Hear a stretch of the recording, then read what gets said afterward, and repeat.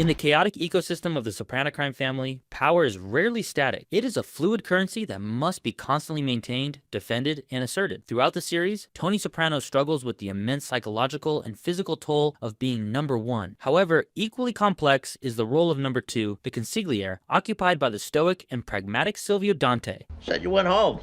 Trisha, just heard her old man died. I'll give her a call. The scene in question, occurring during the season 5 finale, represents a fracture in the usually seamless professional relationship between these two men. It captures a moment where the unspoken boundaries of their hierarchy are tested by the urgency of survival. The context of this confrontation is critical. Actually, I've been hanging around on purpose. I gotta talk to you, Tony. About what? The family is on the brink of war with New York, led by the vengeful Johnny Sack and Phil Leotardo, due to the rogue actions of Tony's cousin. Tony Soprano's refusal to hand over his cousin for torture and execution has created a stalemate that is bad for business and dangerous for the crew. While Tony views his protection of Blundetto as a matter of family loyalty and personal guilt, his subordinates view it as a dereliction of duty that endangers them all. It is within this pressure cooker that Silvio Dante decides to step out of the shadows of silent acquiescence and leverage his tenure to offer unsolicited yet vital counsel. Oh, look, I've been your consigliere for a lot of years. Don't go into a fucking preamble. Just tell me what's on your mind. You got some unhappy people out there. I'm talking about guys that have been with you since the beginning. Guys who worked for your father. To understand the gravity of Silvio's actions in this scene, one must first understand the traditional role of the consigliere. In the mafia structure, the consigliere is the advisor, the mediator, and the objective third party. He is the only person allowed to speak truth to power without fear of immediate retribution in theory. In practice, however, Tony Soprano is a volatile leader who often conflates criticism with disloyalty. Silvio knows this better than anyone. He has spent years navigating Tony's moods, often using silence or subtle nudges to steer the ship. However, in all due respect, subtlety is no longer an option. The scene unfolds with Silvio entering Tony's private space, a threshold that usually signifies a sanctuary from the complaints of the lower ranks. Silvio's demeanor is not one of rebellion, but of reluctant necessity. He approaches Tony not just as a subordinate, but as a lifelong friend who feels entitled to break protocol because the alternative is the collapse of their empire. This entitlement is not born of arrogance, it is born of sweat equity. Silvio has been the number 2 inches for a long time. He has buried bodies, managed disputes, and kept the cash flowing while Tony dealt with his panic attacks and domestic dramas. He feels he has earned the right to say what no one else dares to say. I give him up, we can give the whole fucking thing up. Here's where the conversation gets difficult. All due respect. You were ready to hand him your cousin a week ago. Then what's it all about? It's about you don't want to eat shit from John.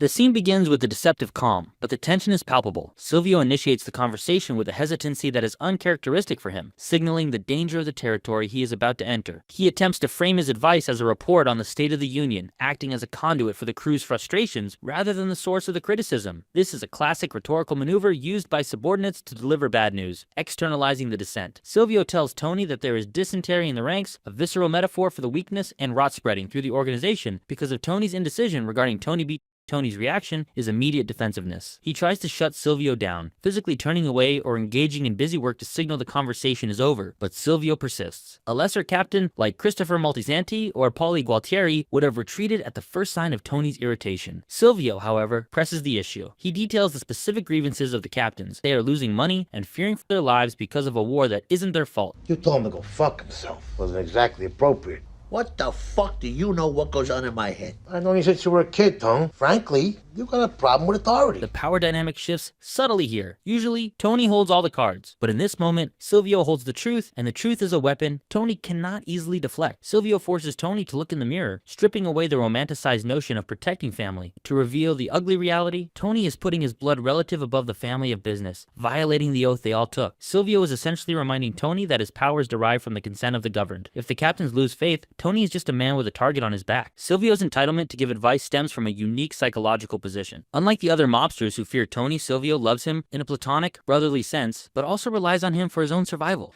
Silvio has no desire to be boss. He knows his limitations as seen during his brief, stress-induced stint as acting boss. Because he covets nothing, his advice is pure. He is the anchor to Tony's sail. This attitude of yours gets a lot of what's made you an effective leader. 7 deadly sins, and yours is pride.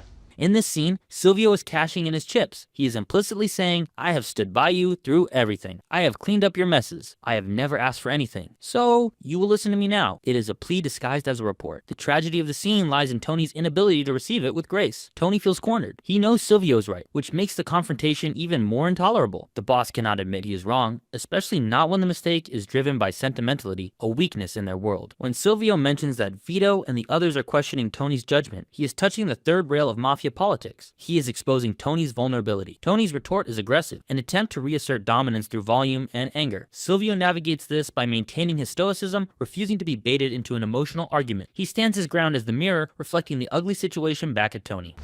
All due respect, you got no fucking idea what it's like to be number one. Every decision you make affects every facet of every other fucking thing.